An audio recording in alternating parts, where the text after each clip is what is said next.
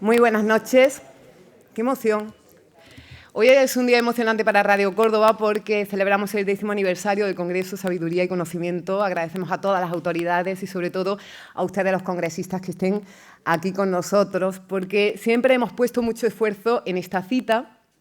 10 años, la 10ª edición del Congreso Sabiduría y Conocimiento, siempre comprometido con el pensamiento lento, con el pensamiento complejo, con la reflexión y también con la curiosidad, esa curiosidad que lleva a hacerse preguntas para entender el desorden del mundo, que ha sido el lema desde nuestra primera edición y siempre hemos intentado darle respuesta con multitud de puntos de vista. Por aquí han pasado expresidentes, expresidentas, personalidades del mundo de la literatura, del periodismo, de la cultura, del medio ambiente, de la política, de la ciencia, de la sociología, y todos con la generosidad de compartir con nosotros, porque ya somos una gran familia, de compartir el conocimiento de una manera muy generosa y, sobre todo, a través del diálogo, que es la vía para el entendimiento y es lo que queremos practicar aquí.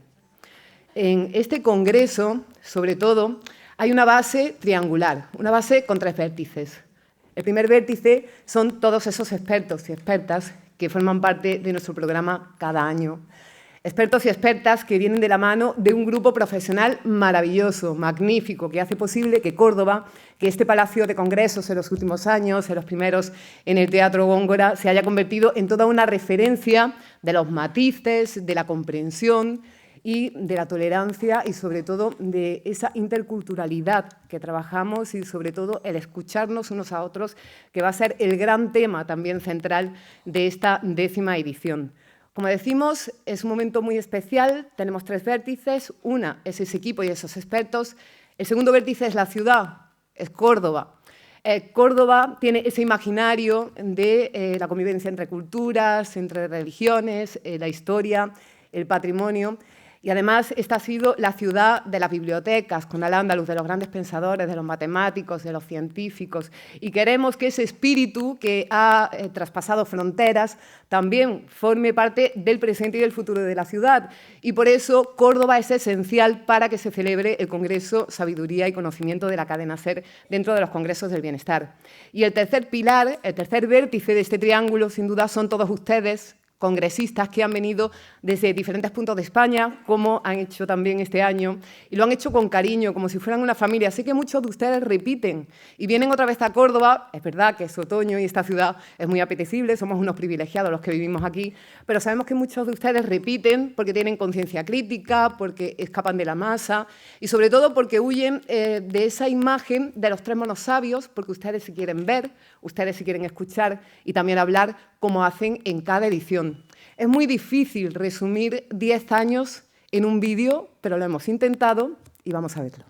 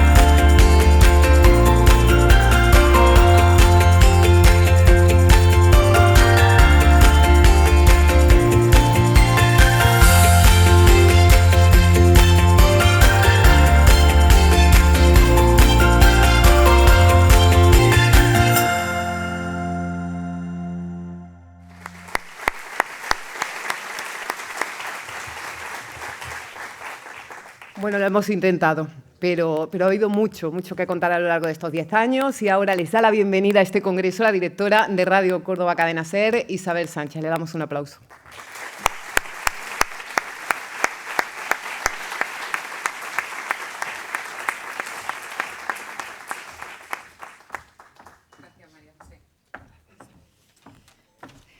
Bueno, muchísimas gracias.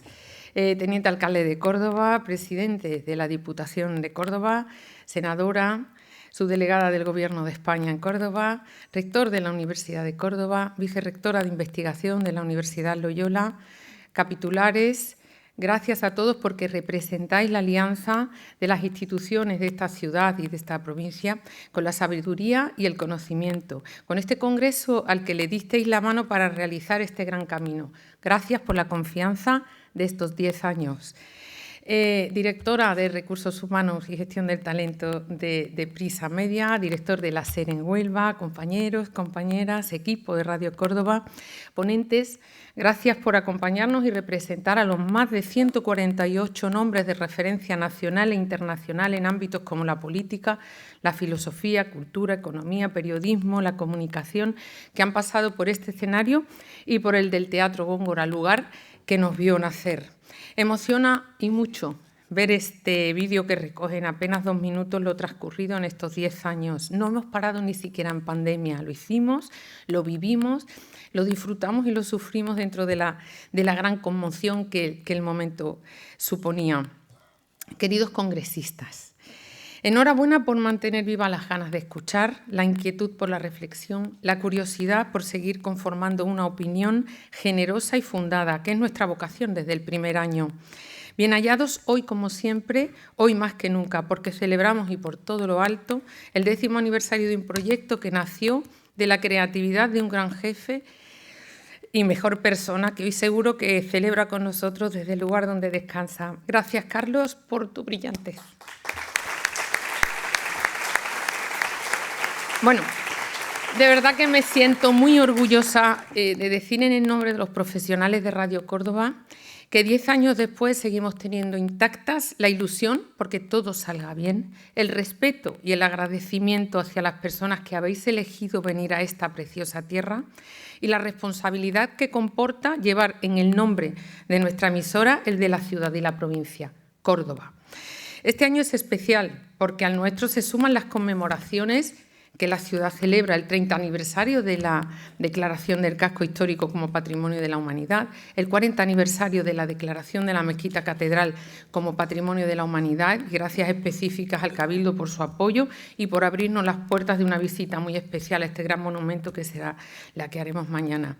El 150 aniversario del nacimiento de un pintor que tiene sus raíces en cada una de las calles por las que pasearéis y a quien hemos querido rendir homenaje de la mano de la Delegación de Cultura del Ayuntamiento de Córdoba y de la chef Celia Jiménez.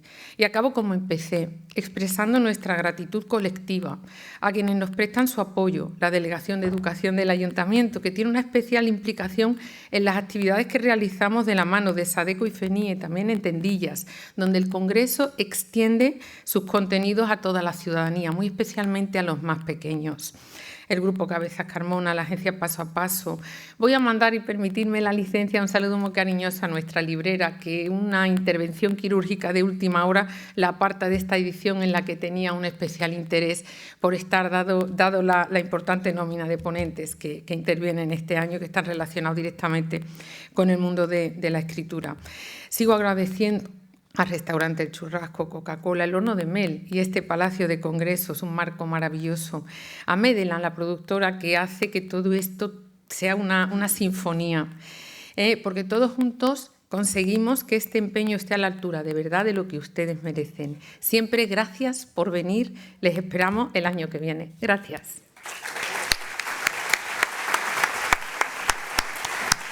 Muchísimas gracias, Isabel. Ese recuerdo a Carlos Patricio, efectivamente, en el empuje a este congreso Sabiduría y Conocimiento.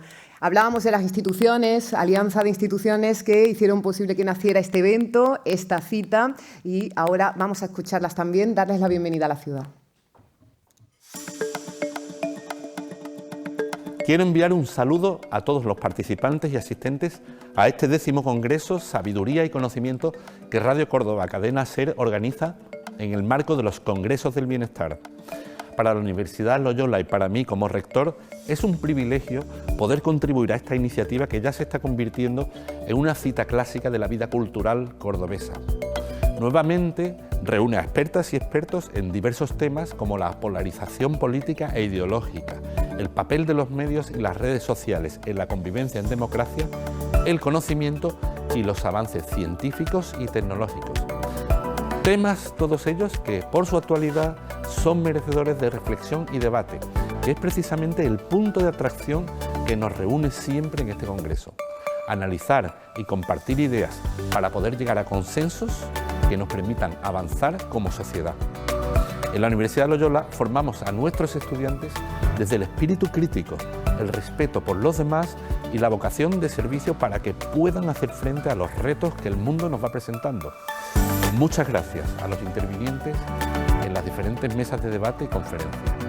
En estos 3 días, además de tener tiempo para disfrutar de la riqueza del patrimonio y gastronomía de Córdoba, podremos irnos con nuevas ideas y puntos de vista que nos enriquezcan como personas y como profesionales.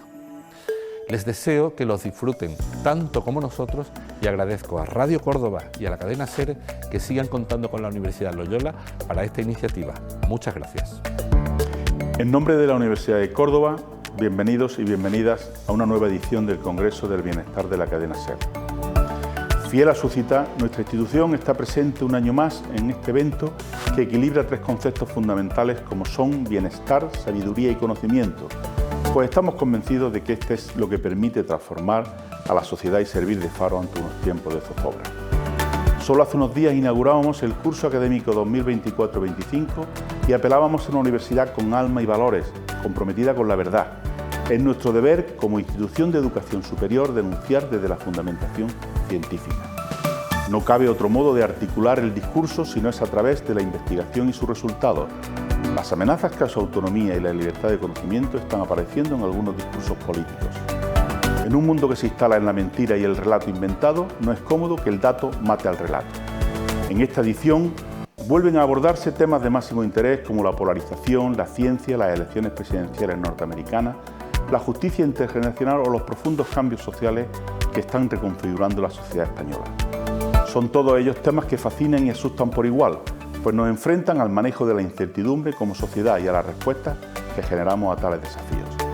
La democracia necesita de la certidumbre y del conocimiento para despejar las incógnitas, no basándose en la mera opinión o en la apreciación o creencia, sino en el dato empírico que conforma un espacio de debate en el que entonces sí pueda caber la interpretación y la opinión. Es ahí desde donde deberíamos dialogar. La ciencia y el conocimiento no son un fin en sí mismo, ni tampoco un arcano descifrable solo para la satisfacción de unos pocos. El conocimiento es patrimonio universal. Nuestra misión es trasladarlo a foros como este, donde seguir aprendiendo e intercambiando conocimiento. La universidad siempre ha sido un espacio donde exponerse a ideas con las que no siempre se coincide. Nuestra meta es la sabiduría para contribuir al bienestar social. Por eso seguiremos apoyando eventos como este donde se cultive el sano ejercicio del diálogo sosegado, la búsqueda de la verdad y el intercambio de conocimiento. Queridos amigos y amigas, es un honor daros la bienvenida al Congreso del Bienestar, un evento que sitúa a Córdoba como un referente de diálogo y reflexión. Quiero agradecer a la cadena SER por elegir una vez más nuestra tierra como sede de este Congreso y a todos los que habéis hecho posible, y especialmente a Isabel. Estoy seguro de que el encuentro será otro éxito y espero que disfrutéis estos días de una provincia de culturas acogedoras y hospitalarias. En esta ocasión, la cadena SER y Radio Córdoba nos plantean un debate que no puede estar más de actualidad: la polarización. El discurso de los bloques irreconciliables al que parece que estamos condenados, pero que debemos plantearnos si realmente esta división es un fiel reflejo de nuestra sociedad. Y Córdoba es, sin duda, el mejor escenario para este encuentro. Una tierra en la que el paso de las diferentes culturas no solo nos ha dejado un rico patrimonio cultural y natural, sino que nos ha enseñado a convivir, respetar y, lo que es más importante, aceptar. Vivimos en un momento convulso y lleno de incertidumbres que no podemos resolver solos, y los medios de comunicación y las redes sociales tienen un impacto masivo en nuestra percepción de ese mundo. Debemos recuperar la capacidad de escuchar, de dialogar, sabedores que, como decía Iñaki Gavilando en este foro hace un año, la solución a los problemas no se encuentra, se construyen. Necesitamos puntos de encuentro y líneas de consenso, y los consensos se hacen con mucho trabajo y altura de mira, enfrentándose a los problemas y no utilizándolos como un campo de batalla en una política cortoplacista que nada resuelve. Desde la Diputación de Córdoba queremos mejorar la vida de los ciudadanos, y eso se logra confrontando ideas, tomando decisiones y haciendo que las cosas funcionen. Este Congreso nos hace pensar en la urgencia del diálogo. Pongámonos a trabajar desde el entendimiento para construir una sociedad mejor. No es fácil, pero es el único camino si queremos trazar las líneas de progreso de nuestra tierra.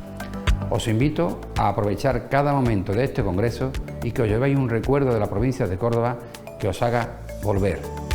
Muchas gracias. Pues quiero daros a todos la bienvenida, a todos los que participáis en este Congreso de la Sabiduría y el Conocimiento.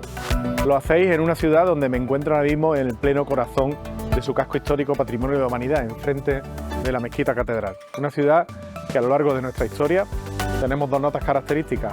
Una, hemos sido ciudad de diálogo, cruce de civilizaciones, ciudad de encuentro. Aquí han convivido todas las culturas que han pasado por el occidente y han convivido en tiempos de paz. Y por otra parte, una ciudad de la que han salido precisamente de esas grandes civilizaciones, grandes pensadores que nos han hecho avanzar como humanidad. Así que espero que este Congreso sea un pasito más para ese engrandecimiento de nuestra ciudad y también un pasito más en el bienestar de las personas que conformamos nuestra comunidad. Muchísimas gracias un año más por venir a Córdoba y espero que estas jornadas sean todo un éxito.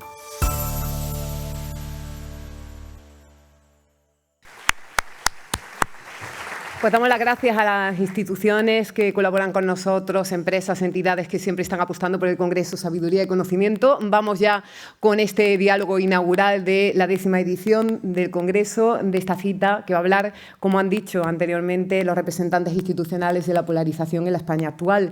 Y es verdad que esa visión de conmigo contra mí, esa situación de simplificación que nos lleva al odio, a quien piensa diferente, está en la política, trasciende España, pero aquí está bastante agravada.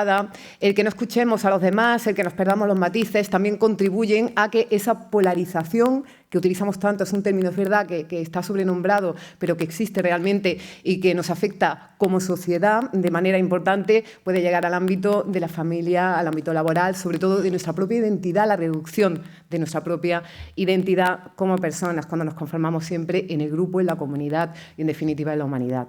Para hablar de este asunto hay personas que tienen mucha relevancia, mucha experiencia en sus campos y que nos van a enseñar argumentos, diferentes puntos de vista que van a expresar esta noche aquí en el Palacio de Congresos de Córdoba. Manuel Javois lo conocen perfectamente, es periodista, trabaja en El País desde el año 2015, colabora con la cadena SER, tiene una amplia trayectoria, es escritor, por supuesto lo pueden leer en sus columnas, tiene ese estilo periodístico y literario, conocemos libros suyos y sé que muchos de ustedes lo han traído para que lo firmen, igual que el resto de ponentes. Hablamos de Nos vemos en esta vida o en la otra, también de Mirafiori, que fue su última novela en el año 2023. En definitiva, hoy viene a hablar también de este tema tan importante y relevante para esta edición del Congreso.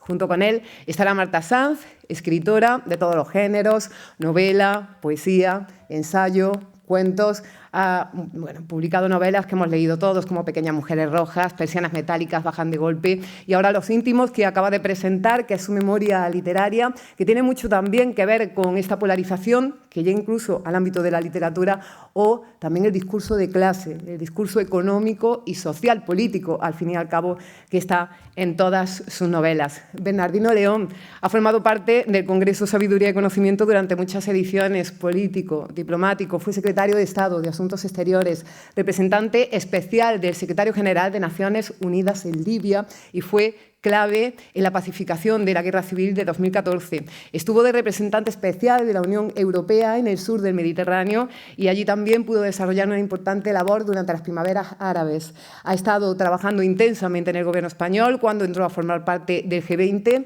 Además, es licenciado en Filosofía y desarrolla su labor académica en Roma, en París y en Madrid. Y junto con él también Pilar Gómez, que es periodista de amplia trayectoria, por supuesto ha estado en diferentes medios de comunicación, adjunta al Confidencial, subdirectora de La Razón, colaboradora de medios como La Sexta, Onda Cero, también Telemadrid o Telecinco, y ahora es la directora de un medio muy especial, se llama Artículo 14 y pone a la mujer en el centro de la información. Ha conseguido muchísimos, cientos de miles de usuarios únicos y es una aventura atrevida en el ámbito del periodismo y también viene a estar con nosotros. ¿Y con quién estarán estos invitados en diálogo? Pues con Pedro Blanco, un periodista maravilloso de una trayectoria larguísima en la cadena SER.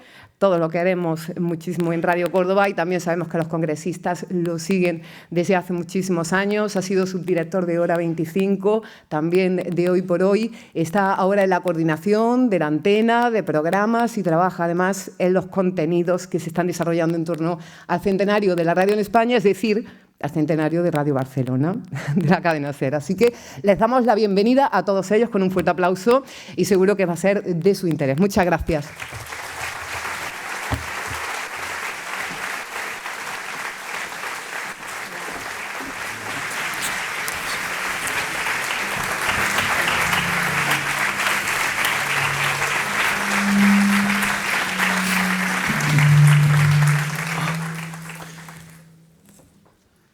Buenas noches.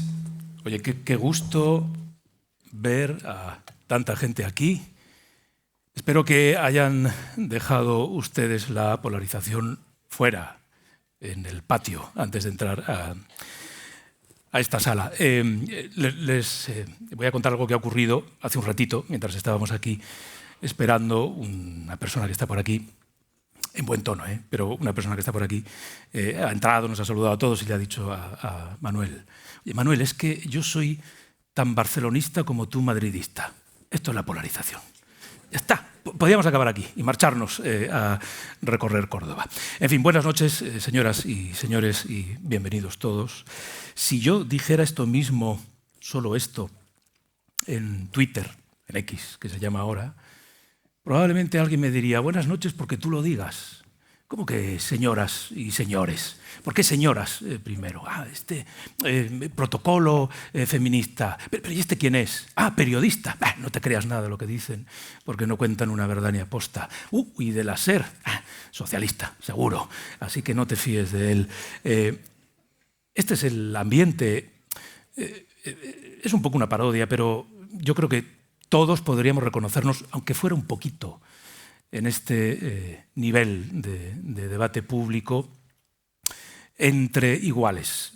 Porque de la polarización yo creo que todos somos víctimas y algunas son o somos actores y colaboradores necesarios. Y sobre eso vamos a debatir esta noche, aquí. Hay 4 personas que tienen opiniones muy formadas sobre el aspecto que vamos a someter al debate. Tenemos poco tiempo y mucha sabiduría junta. Así que les voy a pedir que la sepan gestionar en dosis pequeñitas, para que el debate sea vivo. Bueno, yo creo que primero tenemos que establecer, Pilar, voy a empezar por ti, el marco de esta reflexión, a partir de una pregunta muy obvia, muy evidente, pero yo creo que necesaria. Si en vuestra opinión España es o no un país polarizado. Los ciudadanos no estamos polarizados, pero que los políticos y los medios de comunicación, y aquí yo me tengo que incluir y asumir nuestra responsabilidad, sí que hemos tendido a polarizarlo. ¿Por qué? Porque creo que nos hemos distanciado mucho, nosotros como comunicadores y los políticos como actores, porque no podemos olvidar que hacer política es eso, partir del disenso, del desencuentro. Pero lo hemos llevado no al contenido, sino a las formas, y se han hecho imposibles los encuentros. Y me parece que eso hace que seamos un país con políticos y diría periodistas polarizados, creo que con una sociedad menos polarizada que los políticos y los periodistas. Empiezo por los extremos de la mesa, sin que eso suponga nada más allá que ir de un lado a otro. Manuel, y añado un elemento a partir de la reflexión de Pilar que creo que es interesante y que nos permite avanzar. España es un país polarizado, dice ella, en algunos ámbitos, periodístico y político fundamentalmente, no tanto así los ciudadanos. A mí me parece que cada generación ha intentado siempre patrimonializar de forma exclusiva a la polarización, pero la polarización siempre ha existido en España, a veces en un grado y a veces en otro. En este quizás nos estamos asustando un poco porque hay una representación política de cuestiones que antes estaban integradas en los partidos tradicionales o mayoritarios y ahora se han desgajado. Y parece que como que hay extremos más visibles o más ruidosos. La polarización, cuando no afecta a la convivencia, y sinceramente creo que no está afectando a la convivencia de una forma en que sí pudo haber afectado durante los años más duros del procés, que también, pero sí, afecta siempre, pero no en un grado tan importante. Mira, ¿cuándo no hay polarización? Cuando hay dictadura. La polarización suele ser un síntoma de una democracia. Puede, insisto, estar de una forma más radicalmente presentada o no, pero generalmente los ciudadanos pensamos diferente. Lo expresamos cada uno de forma diferente. Los hay que los presentan sus ideas de forma más moderada y otros de una forma más asalvajada. Gracias a Internet y a los canales de información y redes sociales, ahora ha habido gente que ha conseguido pues, un puesto el partido este del Alvise, a partir de las conspiraciones, de las fake news, de la manipulación. Sí. Pero sinceramente yo ese problema en la calle, en las cenas, en las comidas y en la sociedad no lo veo tal y como está representado en Internet. No lo veo. Sé que hay gente a la que le afecta mucho y sé que hay gente que consume de una forma exagerada todo lo que llega de Internet y eso puede tener alguna consecuencia en su vida personal, pero no creo que sea preocupante. Marta, entonces, por tanto, estaríamos hablando, te pregunto, no dejo sentada la teoría, de una serie de burbujas de polarización que, sin embargo, no se trasladan a un clima general de polarización.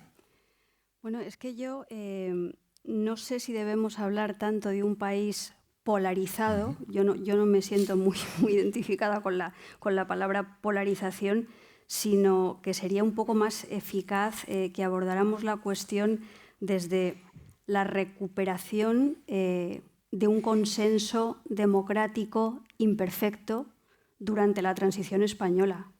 Yo creo que en la transición española se dejaron brechas abiertas, probablemente de una manera completamente inevitable, que en este momento impiden el funcionamiento normal de la democracia. El poder, el dinero, la justicia siguieron en las mismas manos. Entonces, creo que hay un problema histórico particularísimo que forma parte de nuestro ADN y que partir de otro lugar resulta un poco fantástico, y a eso se une pues, también el triunfo de un neoliberalismo global que está hurtando el significado de las palabras. Yo creo que se está hurtando permanentemente el significado de la palabra democracia, que se está hurtando permanentemente el significado de la palabra libertad, el significado de la palabra palabro y el significado de la palabra cultura, ¿no? Entonces, todo eso coadyuva a que estemos en un momento en el que hay un ruido y una distorsión tremenda que nos haga poder avanzar a partir de la conversación. Yo solamente querría poner un ejemplo de palabra robada por la que yo me siento muy concernida, ¿no? Nos han robado el concepto de memoria democrática y la memoria histórica, colocando en el mismo saco la violencia golpista, el horror de la guerra y la represión franquista, todo en el mismo saco. Entonces, eso es una manera de desvirtuar la palabra memoria, la palabra democrática, y dar alas a la posibilidad de que surja un partido político como Vox. Si a eso le añadimos de que además de que ese concepto desde un punto de vista histórico se desvirtúa desde el punto de vista de la memoria como facultad cognitiva, porque tenemos la memoria externalizada, porque todo el rato es San Google, porque perdemos la capacidad de recordar y la capacidad de relación, sumamos lo histórico a lo cognitivo, a lo cultural o a lo económico, y yo creo que estamos en un momento de mucha vulnerabilidad. Bernardino. Bueno, yo te voy a responder a la pregunta desde una perspectiva comparativa, ¿no? la consultora Edelman hizo una encuesta global, no global, pero sí de un grupo de 25 países, haciendo dos preguntas. Haciendo una pregunta, ¿cree usted que su país está polarizado en el eje vertical y en el eje horizontal? ¿Cuán insalvables cree usted que son las líneas de división en su país, ¿no? Y entonces salió una lista en la cual en primera posición, altísimo, estaba Argentina, donde parece que la polarización, por lo que salió en aquella encuesta, es tremenda. Pero en el segundo grupo de países está España. En el segundo grupo de países está sorprendentemente Suecia, que uno no esperaría que estuviese ahí, pero es un país en el que uno de los temas que vamos a hablar mucho esta noche, que es la inmigración, en los últimos años ha tenido un peso enorme en el panorama político. Está, por supuesto, Estados Unidos, Colombia, Sudáfrica y España. Parece justo en el segundo nivel, más o menos los cuatro por igual. En un tercer nivel aparecen los grandes países europeos, aparece Japón, Corea, México, Brasil, y luego se cumple lo que decía Manuel, en la parte más, digamos, menos polarizada, más baja de la tabla, se encuentran países con sistemas autoritarios o iliberales, Singapur, países del Golfo, etcétera, esos. Y también me llamó la atención India, ¿no? Entonces, desde el punto de vista de lo que dicen las encuestas comparadas, sí somos uno de los países más polarizados. Lo que pasa es que también las encuestas en España, si uno las analiza, nos dice que no estamos todos polarizados por igual, es una polarización heterogénea. Están los polarizados de toda la vida, están quienes se están apuntando a la polarización de toda la vida, es decir, gente que estaba en sectores más templados, más moderados de la sociedad y se han acercado a esos polarizados de toda la vida. Y los polarizados en los extremos también tienen visiones diferentes y polarizan de maneras diferentes. Es decir, no es lo mismo una polarización procedente de la extrema derecha, donde lo que se hace es cuestionar la eficacia de la democracia como sistema, y decir, a lo mejor nos iría mejor si en vez de una democracia tuviéramos otro tipo de sistema, frente a otros enfoques que pueden ser la democracia no está funcionando porque no es suficientemente participativa, porque tiene también unas élites que se reparten. Entonces, y luego también en el tiempo, analizando la sucesión de encuestas a lo largo del tiempo, la polarización tiene picos. O sea que es obvio que en el momento del procés se produce un momento donde las respuestas sobre la pregunta de la polarización, que es cuán cerca se siente usted de los partidos que están en el espectro político donde usted se sitúa, a la derecha o a la izquierda, y cuán lejos están los otros, ¿no? Marta, voy contigo, luego Manuel y con Bernardino, a partir de un argumento que habéis escuchado porque se está manejando de manera insistente, y no solo desde los extremos políticos, ¿no?, sino también desde otros actores y ámbitos políticos que deberían estar más en la centralidad. El argumento, digamos, casi el paroxismo de la crítica, dice: la democracia española está en riesgo. Este gobierno la debilita hasta el punto de resquebrajar los cimientos básicos del sistema democrático. Claro, es un argumento de máximos, ¿no? Detrás de eso no hay un mal mayor que la desaparición de la propia democracia, Marta.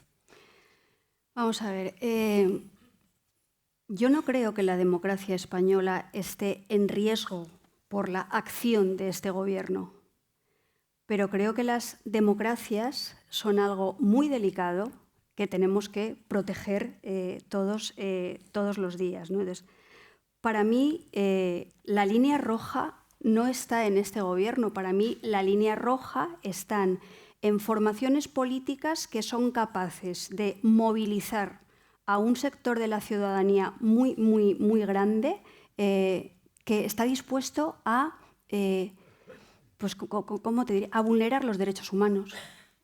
A vulnerar los derechos humanos fundamentales, a renunciar a conceptos como la justicia social, la igualdad, la solidaridad, la fraternidad.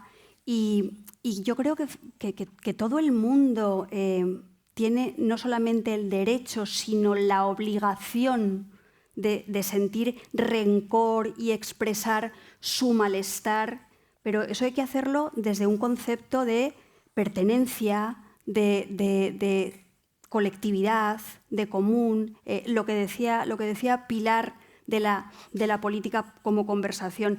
Cuando habláis de que la ciudadanía no está tan crispada, yo veo a gente crispadísima. O sea, pero veo a gente que está, por ejemplo, cuando a la gente le hablas de impuestos o cuando a la gente le hablas de fiscalidad, muchas personas no entienden eso como parte del bien común. Muchas personas sienten eso como un robo. Cualquier legislación, ¿por qué me van a decir a mí lo que yo tengo que hacer? Y eso está normalizado dentro del discurso político. Y eso también viene, es el residuo de una trayectoria democrática en la que ha habido casos de corrupción muy graves, donde la gente ha perdido la confianza en la política. Y también hay otro factor que yo creo que deberíamos analizar mucho, y es cómo dentro de las clases más desfavorecidas hay mucha sensibilidad y mucha permeabilidad hacia esas formas de discurso, desde mi punto de vista, tan peligrosas, porque la gente tiene mucho miedo a perder lo poco que tiene. Y eso está funcionando. Y si a eso le sumamos que a ese miedo a perder lo poco que la gente tiene, tenemos metido dentro de la cabeza un discurso aspiracional de superación, que lo que nos hace es perder los vínculos con la colectividad y las chinas que de verdad nos aprietan en el zapato para ponernos en la tesitura de Cristiano Ronaldo o para justificar a tu jefe, al señor que te explota, porque en realidad quien se deja el pellejo es listo y arriesga es él. Pues yo creo que estamos en un momento en el que tenemos que tener mucho cuidado con esa esfera delicada que es la democracia. Y probablemente tendríamos que hablar de pedagogía en una sociedad donde, desde mi punto de vista, la pedagogía está cada día más devaluada. Manuel y luego Bernardino. Me ha gustado mucho todo lo que ha explicado Marta, pero esta parte final, cuando habla de la pedagogía, cuando habla del valor de la pedagogía, me parece muy interesante, porque generalmente cuando vemos a gente de nuestro entorno, personas crispadas, muy polarizadas, también tenemos que preguntarnos cómo se ha llegado ahí, ¿no? Y por qué se ha llegado ahí. Y a veces las cosas, a veces se creen cosas porque no se explican bien. Y a veces se deja de creer en cosas que no se están explicando bien. Lo de los impuestos quizás es lo más flagrante, ¿no? Es decir, somos una democracia y tenemos cosas en común porque todos ponemos de nuestra parte en proporción a lo que ganamos, ¿no? Y sin embargo sí, hay un discurso muy instaurado de que no es, que significa que el Estado te está robando y lo que tú estás trabajando y lo que tú estás ganando pues se está utilizando. Entonces, y a partir de ahí viene la pedagogía, ¿no? De saber, usted con estos impuestos está pagando estos determinados servicios, y evitar que la gente, que los políticos que reciben esos impuestos no los gasten en otras cosas. Porque esas noticias son las que luego se utilizan para el descreimiento del sistema político. Claro. Es decir, usted está pagando impuestos para que este señor se haya ido a no sé dónde y tal y cual. No es verdad. Por supuesto que hay delitos de corrupción que tienen que ver con los impuestos públicos, los ha habido siempre. Y se persiguen, se denuncian y se juzgan. Pero se trata de que tú pienses o te hagan creer que todos tus impuestos están yéndose para una banda de corruptos que lo único que hacen con ellos es gastarlos en sus vicios personales o en sus viajes privados, etc. Y a partir de ahí se construye esa red de polarización que consiste en que tú dejes de creer en cosas fundamentales de la democracia por, no voy a decir casos aislados, porque me parece ya un meme, ¿no?, lo de los casos aislados, pero sí en base a que todo lo que contribuimos en el común no es de ninguna utilidad, porque siempre hay unos tipos que lo pervierten. Y creo que contra eso, ese es un discurso que hay que combatir, y que hay que combatir explicándolo. Los medios de comunicación, ya hablaremos de eso, tenemos mucha responsabilidad en eso. Sí, de repente nos hemos dado cuenta de que un discurso duro vende mucho más o atrae más lectores. Vender no vende tanto. Las suscripciones no crecen, generalmente no crecen tanto cuando tú te pones... pero sí es cierto que los clics sí. Es cierto que de un tiempo a esta parte yo me he ido de Twitter, por ejemplo, no estoy ahí desde hace bastantes meses. No por el nivel de odio, que eso ha existido por desgracia siempre, ¿no? Sino porque me di cuenta de que o colocaba en el tuit que yo estaba allí por mis artículos, ¿no? La conversación pública me interesa generalmente con mi entorno, no soy un tipo un gran conservador, un gran conversador fuera de mi entorno, pero me di cuenta de que cuando yo destacaba algo del artículo y lo colocaba en el tuit, tenía que ser algo muy, muy incendiario, tenía que ser algo muy contundente, una opinión muy dura. Esa opinión dura polarizaba, debajo se formaba la gran discusión, que acaba teniendo insultos, pero el artículo no se leía, el artículo no se clicaba. Bueno, primero, en mi periódico estamos con un modelo de suscripción, por lo tanto nadie se iba a suscribir para ver cómo seguía. Muchas veces digo, en tono de broma, que a veces los peores enemigos de los periodistas son nuestros community managers. Porque tienes un artículo y ellos evidentemente quieren que el artículo circule. También y a veces lo que circula con ese artículo evita el contexto, evita el subtexto, evita el sentido del humor. La gente ya sabes que lee una cosa y lo lee literal y no entiende que a lo mejor puede haber sarcasmo. El artículo circula, el artículo se convierte en un artículo fundamental para la discusión del día. No se suele traducir tampoco en gran cosa a nivel de tráfico, pero generalmente no se está discutiendo sobre lo que el autor ha querido decir en 800 palabras, porque al fin y al cabo Twitter es, vamos a decirte en 2 líneas lo que este tipo ha escrito en 1500 palabras. En la siguiente ronda os pregunto por la responsabilidad del periodismo. Por cierto, perdón, y a nivel de polarización creo que esto es muy, muy, muy importante, cómo las subordinadas, cómo las adversativas, cómo el contexto en los telediarios, en los periódicos, en las radios, por supuesto en los mítines, al tener, y Twitter, al tener que encogerlo mucho, polarizas tu propio discurso. Tienes que decirlo. Resúmeme esto en 2 líneas. Y por supuesto que va a polarizar lo que vas a decir. No tiene nada que ver con lo que has dicho extensamente. Bernardino, por cerrar esta ronda respecto a este argumento de máximos de la democracia en este país está en peligro. Mira, yo creo que es importante pensar, hay palabras que hemos utilizado durante mucho tiempo y que no son nuevas, aunque quizá ahora adquieren un tinte diferente, ¿no? Pero una de las que utilizamos siempre cuando hablamos de estos temas es la palabra sectario, ¿no? Y es una palabra que ha estado ahí siempre y que hemos conocido, pero utilicémosla para reflexionar sobre convertir grupos políticos en sectas. Y pensemos qué tipo de personas, si es que alguna vez nos ha tocado conocer a alguna o algunas que hayan podido caer en eso, sabemos que hay una vulnerabilidad y nuestra sociedad, si pensamos en términos históricos, qué nos ha tocado vivir, qué ha pasado en estos años, yo creo que hay 2 momentos muy importantes y que inevitablemente nos tienen que hacer reflexionar. El primero, la crisis de 2008. A mí me tocó vivirla desde el gobierno y el drama, el desastre económico que se produjo en muy poco tiempo, familias enteras donde todos los miembros perdieron el empleo, era una situación absolutamente dramática, inimaginable, y no mucho más tarde una pandemia. Entonces, esa es la sociedad en la que obviamente hay muchas vulnerabilidades y en la que es relativamente fácil remover. Entonces, me gustó mucho el ejemplo que pusiste del fútbol, porque lo que ocurre con la política, es decir, sí, a ver, lo que ocurre con la política es un poco, hace 15 años o 20 años, pues se solía decir como un elogio, este es un hombre o una mujer de consenso, o este es, a mí me lo han dicho muchas veces, yo pienso que elogiosamente. Nunca se sabe, a lo mejor me había malas intenciones. Que soy un hombre de Estado o una mujer de Estado, pues se decía mucho. Esto ya no se dice. O sea, esto ahora no es un elogio.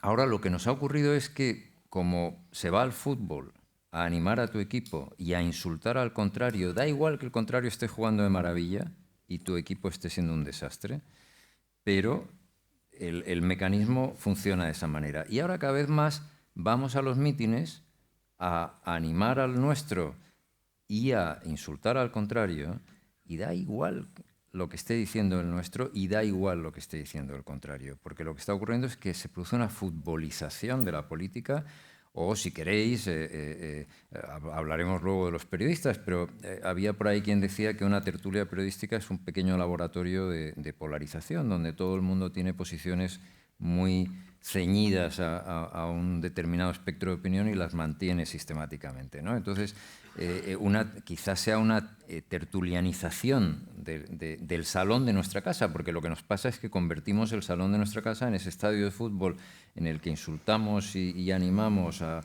los nuestros y a los otros, o asumimos el papel de un tertuliano que se mantiene muy fijo en esas ideas, ¿no? Y todos somos corresponsables. Esto no es un proceso... Utilizamos la palabra polarización y estamos pensando en ese proceso químico en el que hay dos polos que van atrayendo a lo positivo o lo negativo en una dirección u otra. No es así.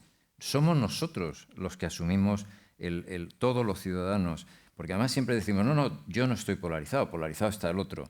Pero no es así. Todos asumimos ese juego y todos nos dejamos llevar en una dirección u otra. Venga, hablemos de los periodistas. Es verdad que uno que es periodista, y hablo por mí, pues tiene la tentación de dejar pasar esto, porque nunca salimos bien parados cuando se trata de hablar de nuestro papel y de nuestra responsabilidad.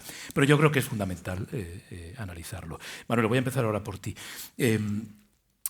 A partir de este planteamiento, ¿en qué medida crees que en el clima de polarización, sea mayor o menor, esté más o menos extendido, sobre eso hemos debatido ya, el periodismo, la comunicación, los comunicadores, somos unos agentes fundamentales, quizá en una doble dimensión, o porque nos convertimos en propagadores de los discursos que polarizan, o porque no conseguimos ser, o no podemos, o no sabemos cómo ser contrapeso de todos estos discursos, que muchas veces son solo retóricos, pero en otras ocasiones construyen supuestas verdades que son grandes mentiras. Se ha mencionado la pandemia. Voy a poner este caso que es paradigmático. Este país acabó, no voy a decir que acabó dividido entre quienes creían que la vacuna era eficaz y quienes creían que la vacuna mataba más que salvaba, ¿no?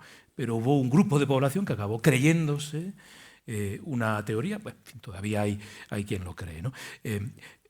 Retomo el hilo inicial, responsabilidad, papel del periodismo, los periodistas y comunicadores en este aspecto. A mí me gusta mucho pensar en el papel tóxico que desempeñamos los periodistas en la discusión pública y el grado de responsabilidad que tenemos en la polarización y también el grado de responsabilidad que tienen los lectores.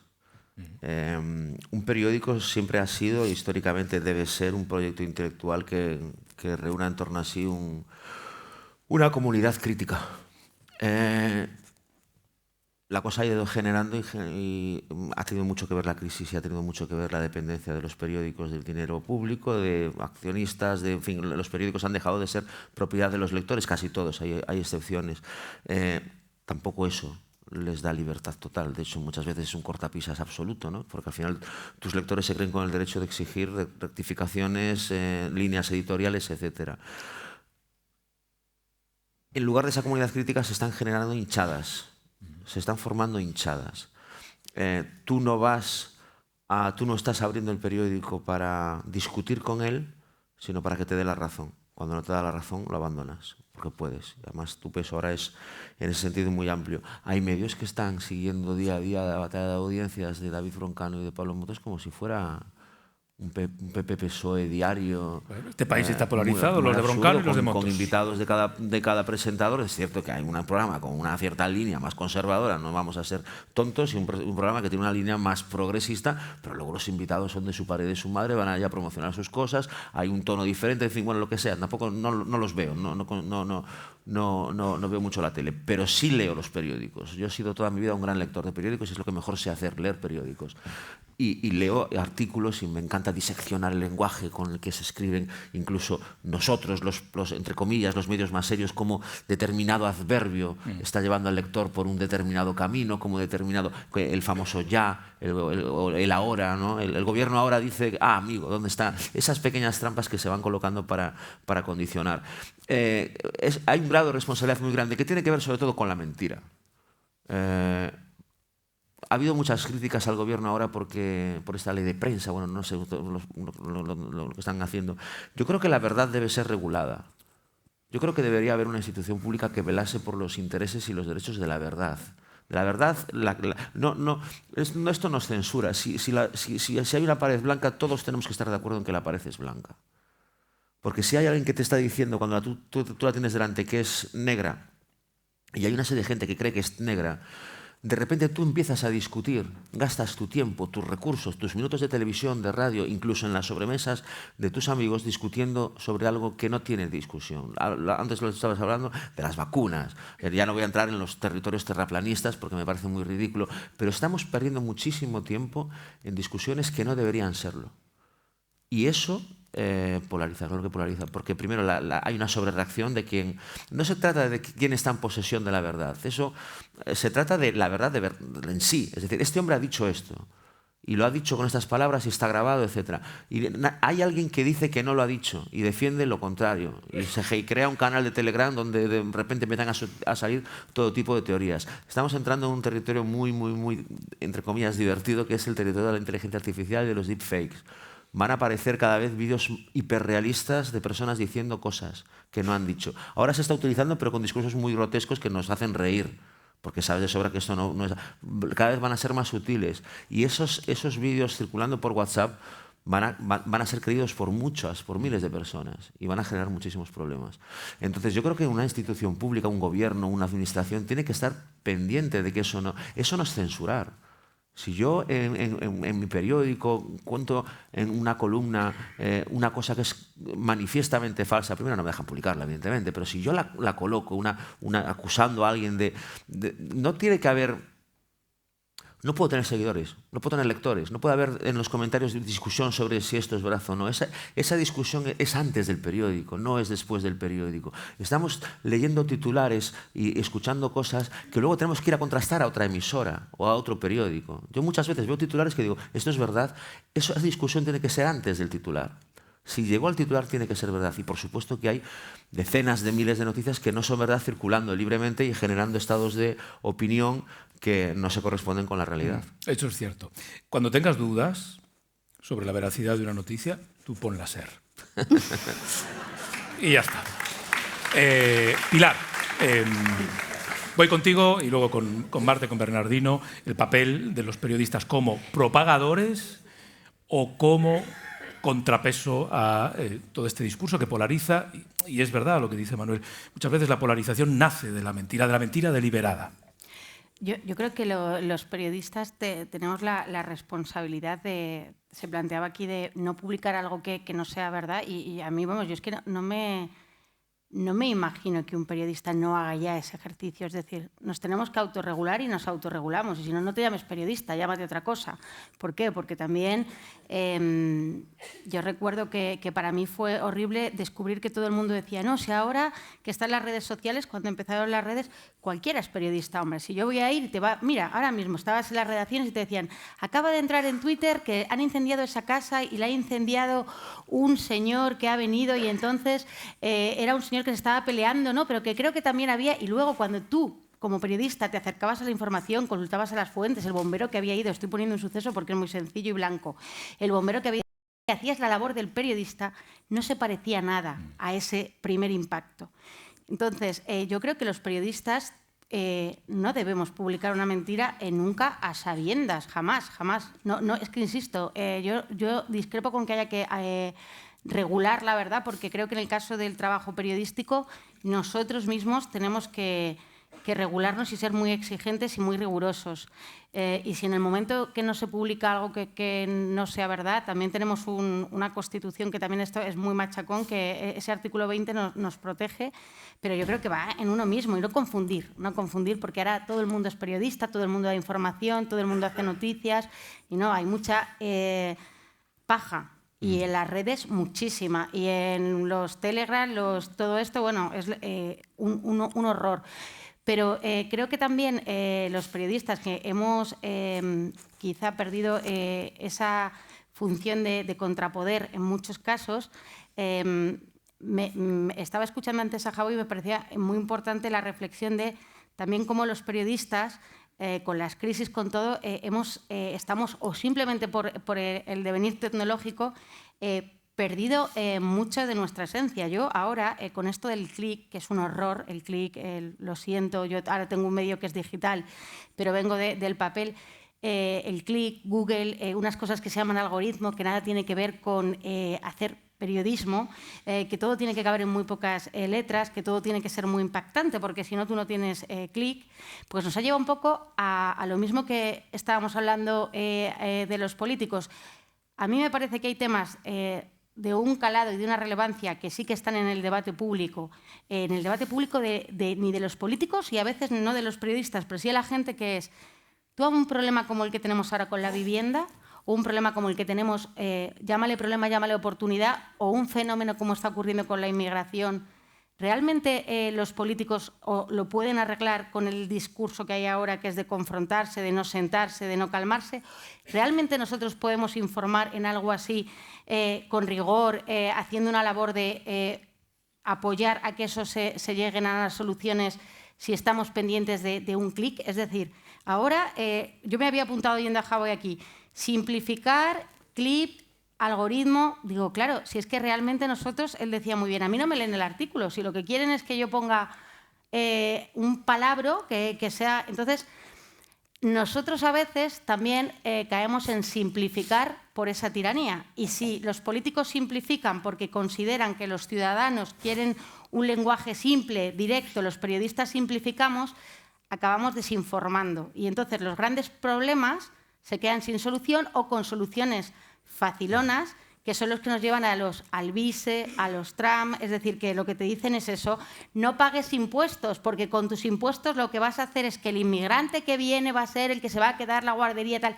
Y eso, para mí, me parece que es el gran problema que tenemos, que hemos caído todos en eso, un poco en la simplificación. Y luego es verdad, yo sé que a lo mejor soy muy antigua ya, pero entiendo que no tiene por qué. A mí me llama mucho la atención cuando voy a un debate y nos sientan ya como enfrentados a los periodistas, sí, sí. ¿no? Yo llego y digo, onda, pero sí, yo con este chico me llevo fenomenal. No, uno es aquí, otro aquí. Entonces empieza a mirar, tú trabajas aquí, tú haces acá. Ya, pero yo pienso... En las pausas publicitarias te dicen que des más caña. Claro, ¿qué me dices? Donde yo trabajo, que no voy, claro, pero yo pienso al margen de sí. esto y puedo tener... Y además, qué bueno sería, ¿no?, que nos mezcláramos incluso pensando cosas diferentes, porque de eso va a salir algo bueno. Más allá de darnos 4 gritos o no, pero... ¿Veis? Nuestro espíritu es otro. Nos hemos enfrentado, claro. Solo nos hemos enfrentado a la gente Eso que está ahí. Claro, pero que eso es un poco Pero la la profesión culpa va de la por dentro. trinchera. De todos modos, Ganas de enfrentarnos ya tenemos. Esto se lleva gestando hace, quiero decir, muchísimo tiempo, y parece que ahora nos resulta sorprendente. Yo creo que desde hace mucho tiempo se está relativizando el valor de todos los discursos racionales organizados. Sí. Entraron en crisis las ideologías, se confundía todo con el autoritarismo, y se confunde el autoritarismo con el principio de autoridad. O sea, desde la época de la posmodernidad hay discursos que tenemos completamente interiorizados, que son relativistas, pero relativistas de una manera radical y perversa, que hacen del relativismo una forma de credo absolutamente absurda, y hemos asistido a la devaluación permanente del concepto de verdad. Hay un filósofo francés que a mí me parece interesantísimo, que es Alain Badiou, que dice que sin tener en el horizonte un concepto de verdad no sacralizado, pero un concepto de verdad, es que los avances científicos, los avances tecnológicos, los avances, pensamientos políticos, es imposible. Entonces, estamos devaluando todos los discursos, todo lo que tiene que ver con el pensamiento, excepto el discurso de la violencia del mercado, que no ponemos nunca en cuestión. Y eso lo que nos hace, desde mi punto de vista, es confundir el concepto de democracia con el concepto de demagogia.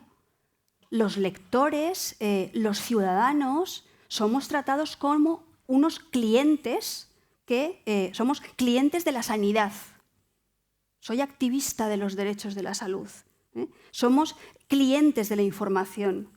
Y damos un clic y damos nuestra aprobación o no damos nuestra aprobación, y vamos convencidos Hemos perdido en gran medida, y yo también lo digo como emisora de discursos, esa permeabilidad para aprender, que parte a veces de que uno sabe más que tú, dependiendo cuál sea el ámbito, ¿no? Entonces, eso lo tenemos completamente interiorizado, completamente mascado, y no se pone en tela de juicio. Entonces, podemos revisar el canon, podemos revisar los discursos humanistas, podemos revisar el canon desde una perspectiva de género, desde una perspectiva de clase, desde una perspectiva decolonial. Pero lo que no podemos hacer sistemáticamente es desvirtuar el valor de las ideas y colocar todos los discursos en una línea de transversalidad que está confundiendo permanentemente la opinión con el conocimiento. Bernardino. Yo creo que funcionamos a 3 niveles. Y que en un primer nivel, preguntabas tú por la responsabilidad de los periodistas, yo creo que estamos...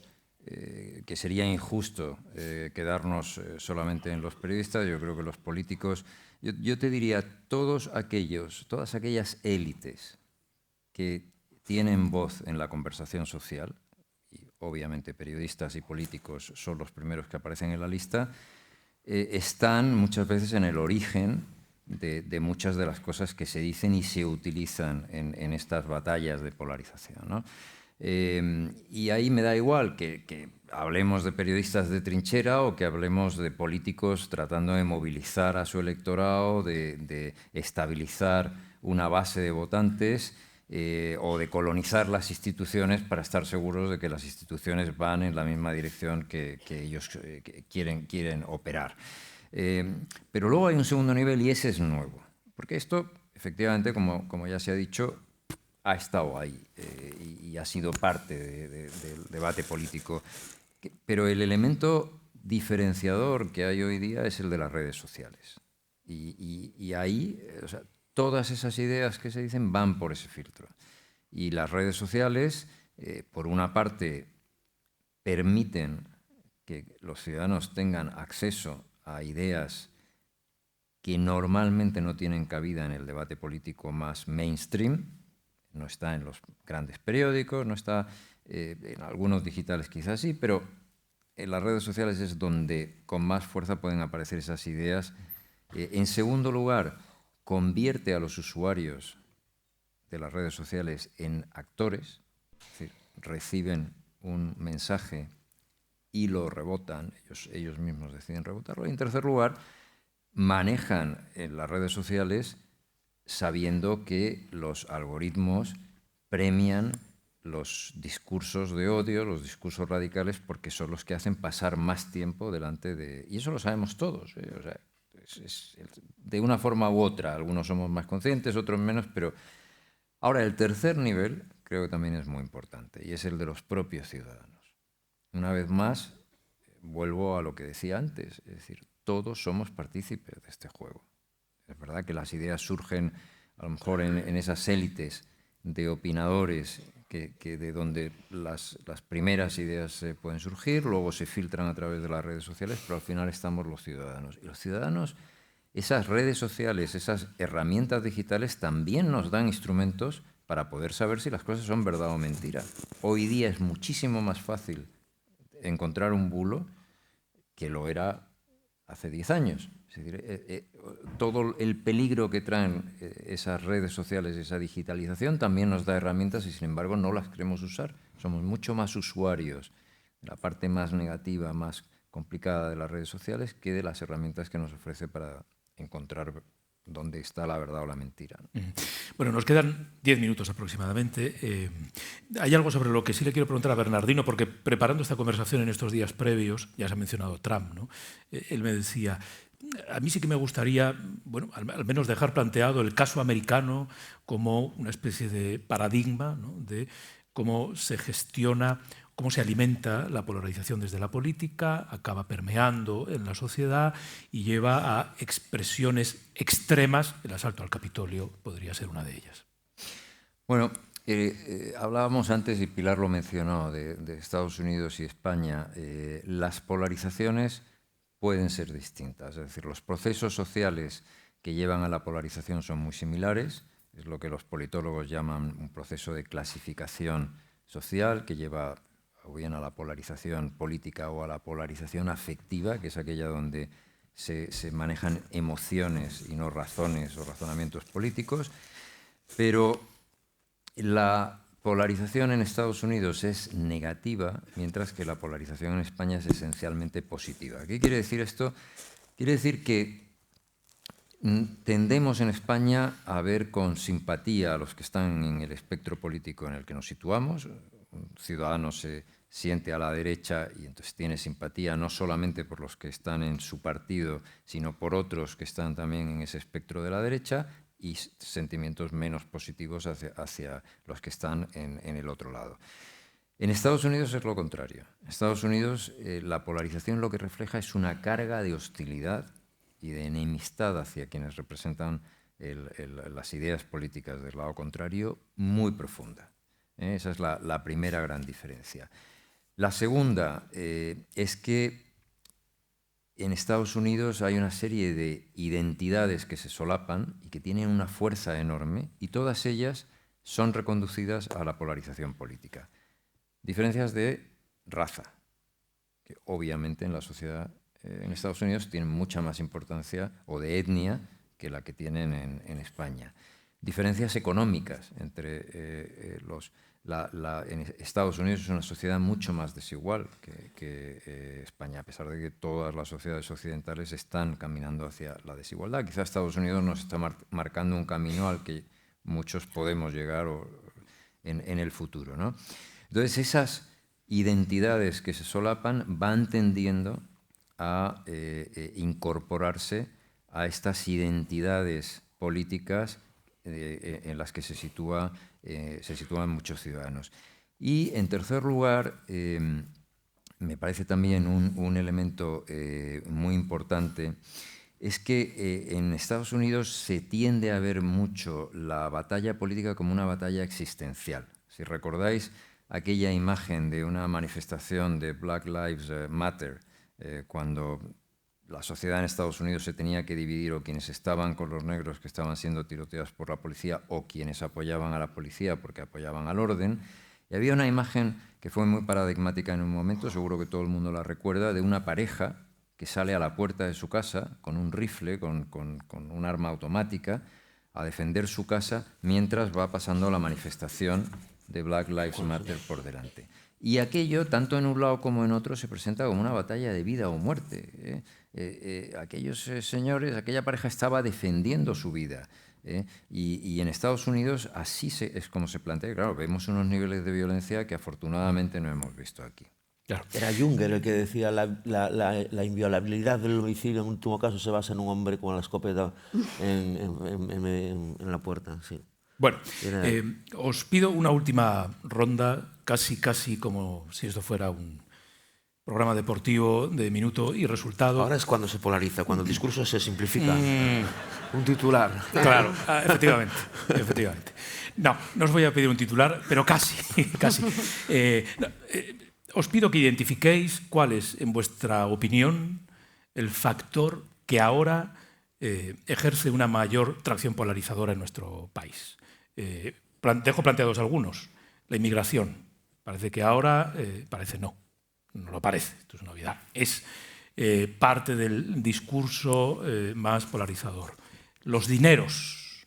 Ha mencionado antes Marta, con muy buen criterio, el debate público que algunos partidos están fomentando sobre el pago de impuestos, ¿no? Pero tenemos Cataluña, tenemos el concierto o el nombre que se le quiera dar al acuerdo fiscal con Cataluña. Hay otros factores que seguro que tenéis en mente, pero os pido casi que identifiquéis el que en vuestra opinión puede ejercer más como eje de la polarización. Os pido brevedad, porque todo el tiempo que consumamos se lo quitamos a ellos. Y ellos quieren hablar también. ¿O no? Sí, ya sabía. Entonces, nada, hacemos esta ronda y luego abrimos unos minutillos de intervención del público. Venga, de Manuel hacia Pilar. La polarización yo creo que más grave, por la que nos tenemos que preocupar en el caso de que fuese la protagonista, que lo es ahora mismo, es la desigualdad. para mí es el principal factor de polarización. Es la gente que quiere mantener la brecha, incluso ampliarla, entre las clases pobres y las clases ricas, y la gente que quiere igualdad y que quiere estrechar esa brecha y acercarse, ¿no? Yo creo que esa discusión, ese enconamiento es el más... cuando discutimos sobre inmigración, cuando discutimos sobre inseguridad, cuando discutimos sobre asuntos que generalmente están en la agenda de la derecha, es porque hay un marco informativo, una escaleta muy concreta en determinados programas muy seguidos, con una audiencia muy fiel, que finalmente se acaba filtrando en todos los ámbitos y de los que nos hacemos eco al final todos, y que, por supuesto, acaba en los mítines, acaba en los discursos, en los argumentarios de los partidos políticos a los que le interesa hablar de eso. Sin que eso signifique que no esté pasando nada, no seamos tan ingenuos.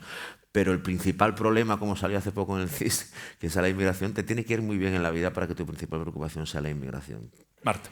Yo estoy de acuerdo con lo que acaba de decir Manuel Javois, y creo que además la desigualdad habría que vincularla también al concepto de la vulnerabilidad social y de las fragilidades, ¿no? Y por dar un mensaje más positivo, yo lo que intento permanentemente es revalorizar palabras devaluadas, reivindicar el derecho que también tenemos a la piel fina, a los cuidados, a la solidaridad que no sea usurpación de la voz de los que tienen menos privilegios que tú, y creo que todo esto es fundamental. Luego, respecto a lo que ha dicho Bernardino, hay una escritora estadounidense que a mí me interesa mucho, que se llama Jen Lazar, que hay veces que dice, a propósito del Black Lives Matter, que en esa situación es que tú puedes elegir en tu vida muchas de las cosas que tú eres,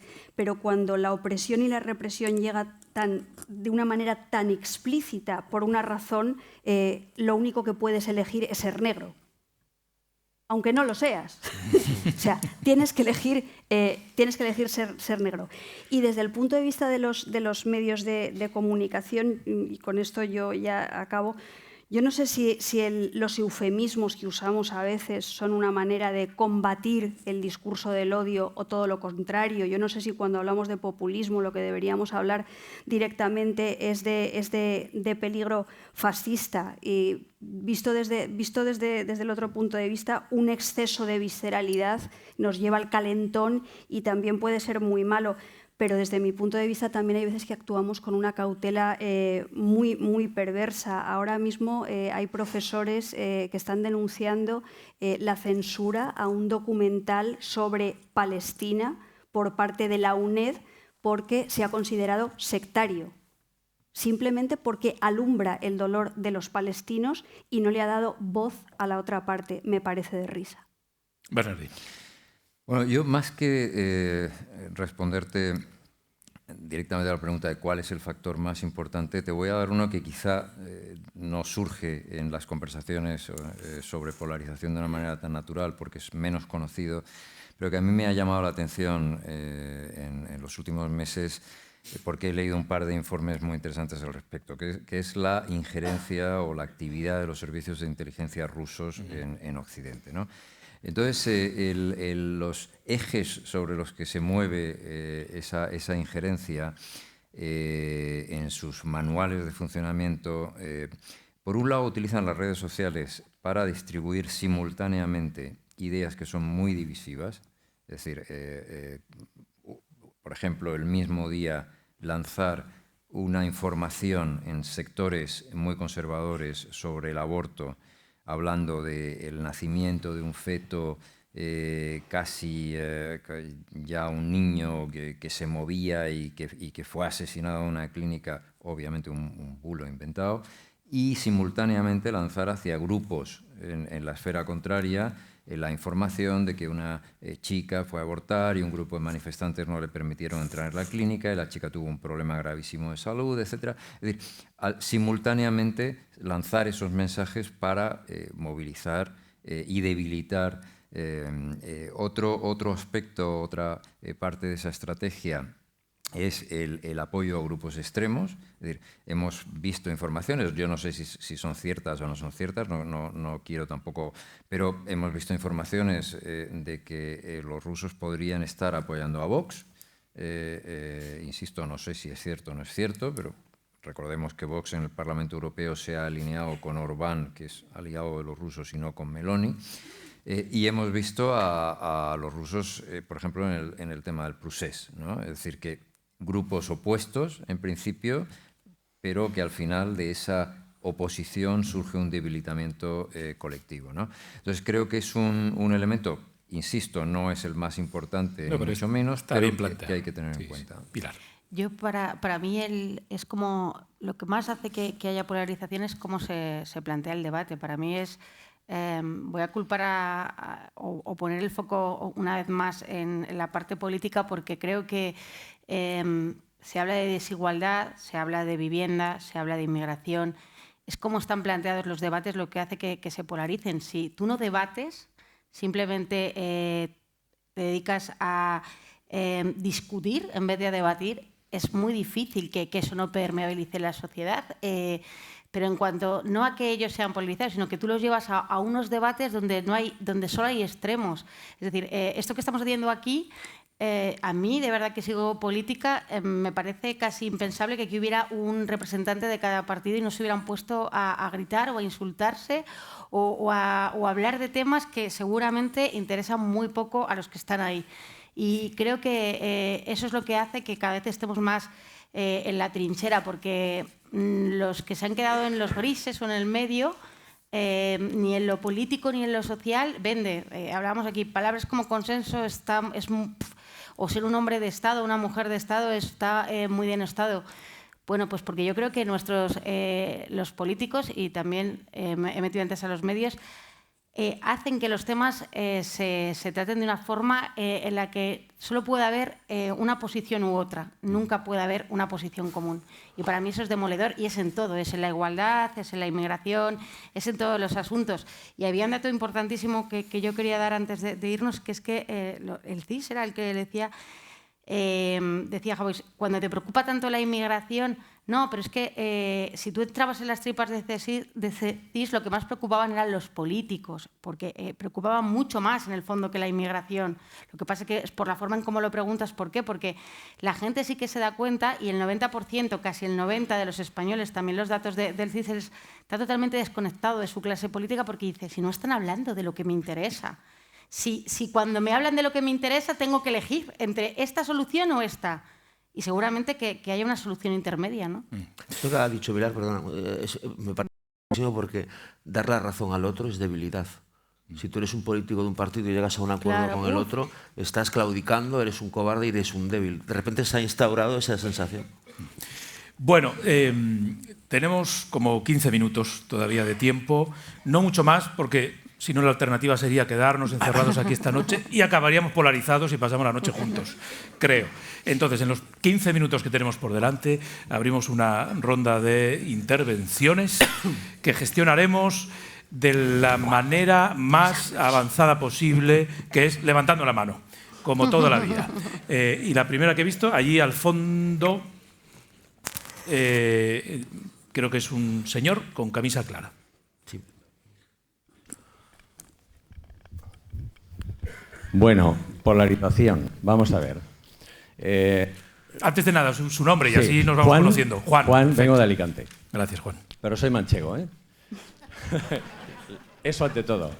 Venga, polarización. Resulta que los derechos, ¿no? El extranjero, el emigrante. Tuvimos una ley hasta hace poco que fuese negro, indonesio, chino, árabe. Con 500.000 euros te comprabas un piso en España y te daban el derecho a residencia. Puta madre. O sea, el extranjero, el rico sí, el pobre no. Vamos al caso. No se puede. ¿Cómo no va a haber polaridad en la población? Si una persona dice que la libertad es tomarte una cerveza donde, cuando y como quieras. O usted me va a decir a mí el vino que yo tengo que beber. O cómo tengo que conducir. Luego resulta que en el problema que ha dicho Pilar de la vivienda tan brutal, sobre todo para los jóvenes, Resulta que hay un partido que dice que hay que, digamos que decir qué zonas tensionadas de vivienda, que son todas, porque yo vivo en Alicante y ahora mismo creo que están todas tensionadas, y luego el que ha comprado una vivienda porque se ha esforzado, porque ha trabajado, le dicen que no, usted no puede. Pero los liberales dicen que no, aquí el mercado libre y cada uno que se apartiñe como pueda. Pero es que hay otro partido que dice que el extranjero viene a quitarnos eso, la sanidad, la educación, las ayudas son todas para ellos. Entonces, claro, llega un momento en que esto es muy difícil de llevar adelante. Entonces yo le pregunto al filósofo, porque aquí creo que debería haber un educador, como ha dicho Javois. Es cuestión de educación y la base de un pueblo y de una nación es la educación. ¿Cómo podemos modelar eso para que la polaridad no se extienda? Porque yo ya estoy viendo familias que se están llevando al disgusto y a la separación, amigos y personas que han tenido una relación por culpa de todo esto. Eso es lo que me preocupa. ¿Alguien quiere hablar de la importancia de la educación? Bueno, yo solo diría que este señor de Alicante, a quien no veo, tiene, desde mi punto de vista, que a lo mejor está polarizado y es sectario, tiene más razón que un santo. ¿Para qué se la vamos a quitar? Que yo tengo la sensación de que estamos en un momento en el que la derecha, perdón por hablar de la derecha, tiene unas actitudes muy desacomplejadas, excesivamente desacomplejadas y bastante autoritarias y a menudo muy mentirosas, que las personas con un ADN de izquierdas y un ADN progresista no podemos combatir porque es caer en los mismos mecanismos, y eso nos deja completamente desarmados, y que estoy absolutamente de acuerdo con usted en que hay que cambiar las estrategias y las políticas educativas, porque yo creo que tenemos que tender todos hacia una alfabetización digital, aunque ya la inercia del mercado te hace entrar en esa alfabetización digital, pero al mismo tiempo no perder esa médula espinal de la humanidad que tiene que ver con la filosofía, las disciplinas humanísticas y la literatura como espacio de resistencia de la lentitud, la inteligencia y la sensibilidad. Venga.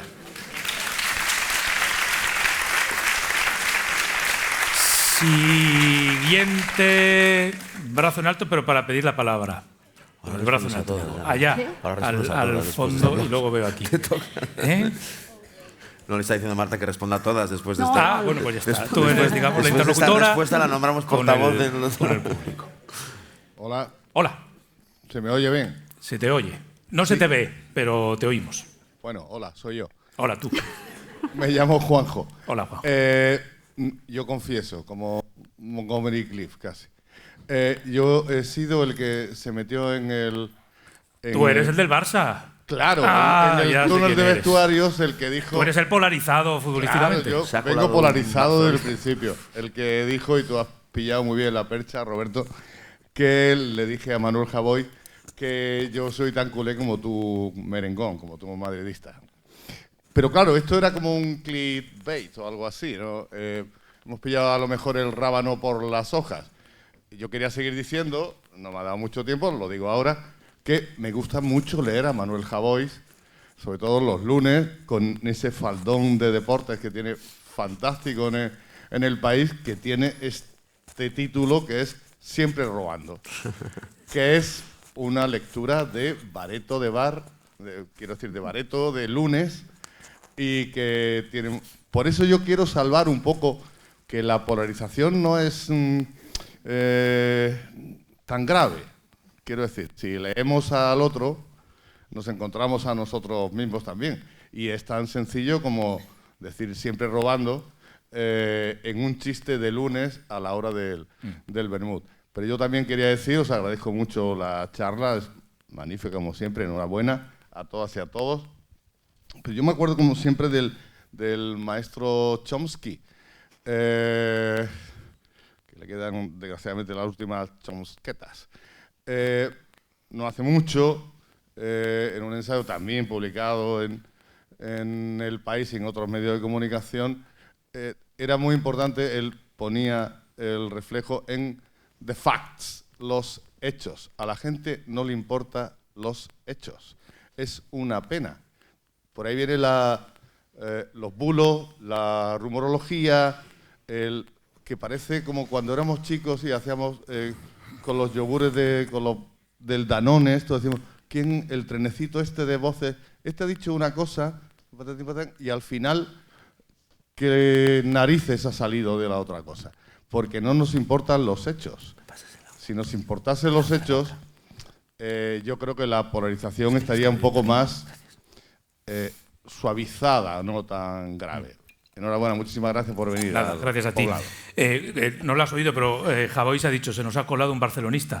En la próxima vez que venga Javois, los barcelonistas a la sala de al lado, para evitar, digamos, las tensiones polarizadoras. Una cosa muy interesante es que...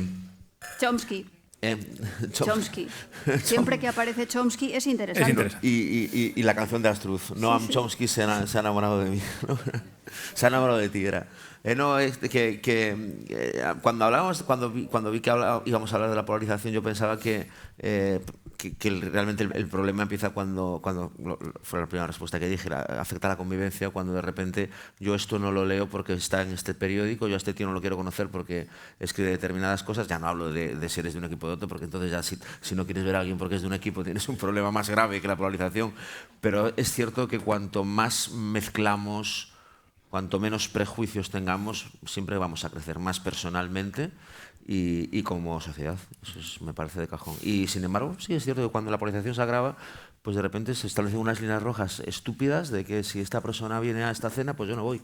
¿Por qué? Porque piensa diferente. Tú tienes un problema. ¿Alguna intervención más? Veo una mano allí y luego, siguiendo la misma línea, venimos aquí. Un poquito detrás y luego aquí. Hola, buenas tardes. Hola. Yo vengo de Palencia y Gran soy de ciudad, Palencia. Preciosa ciudad.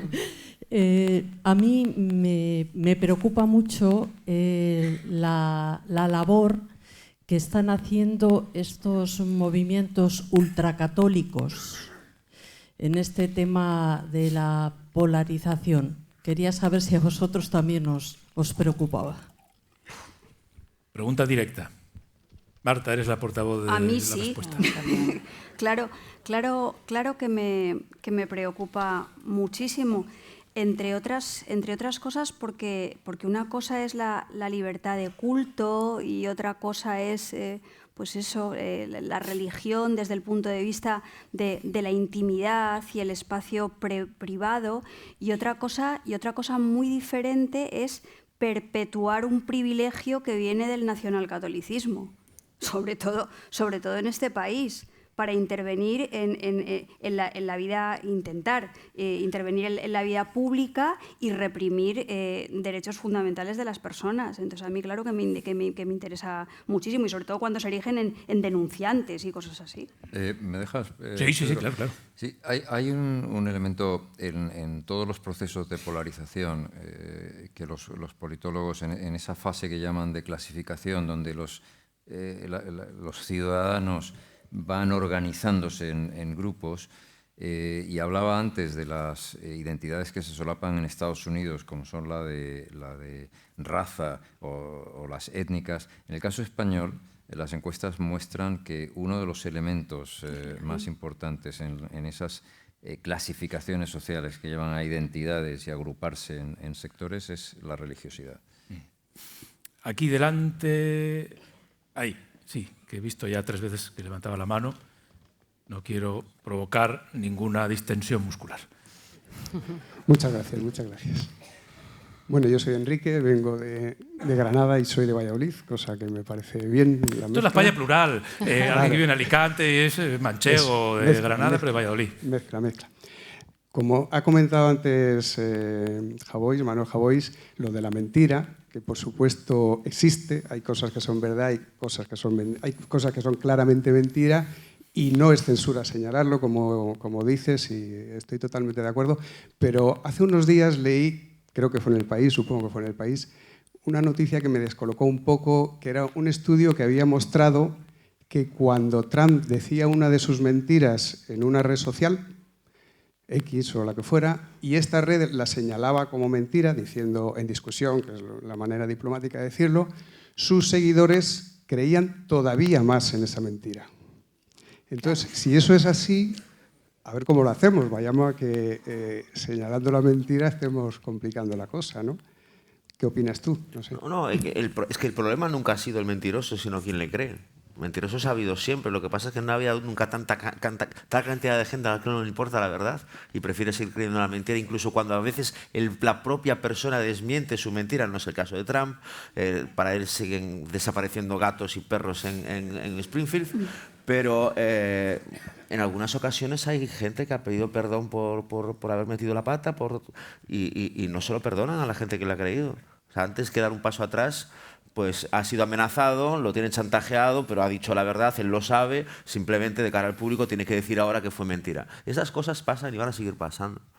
Pero es cierto que hay mucha voluntad, hay mucho troleo. Es decir, hay gente que considera legítima la mentira para alcanzar el poder porque este gobierno está destruyendo todo lo que da, entonces, por lo tanto, hay que luchar con unas armas y esa arma puede ser la mentira y lo reconoce abiertamente, me da igual, no borres, ¿no? Esto se veía mucho en Twitter, cuando de repente se demuestra una imagen fake y dicen, no borres, esto es válido, esto es gasolina y esto tiene una utilidad.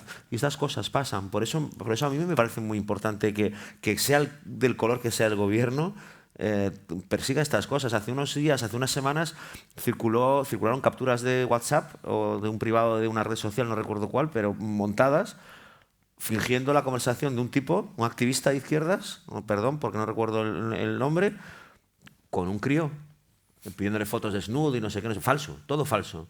Eso circuló.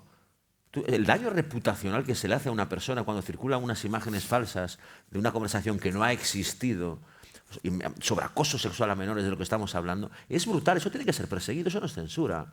Eso tiene que... Es decir, pasa que esta persona a lo mejor se mete en un juicio, o sea, la denuncia, además, es un gasto de tiempo, es un gasto de tal, esperas que pase la tormenta. Cuando pasa la tormenta y pasan 2 años, siempre va a haber un par de ellos que digan, este tuvo un jaleo con unos menores. Aquí este pavo había sido acusado de no sé qué, no recuerdo muy bien la historia. Esto es lo que pasa.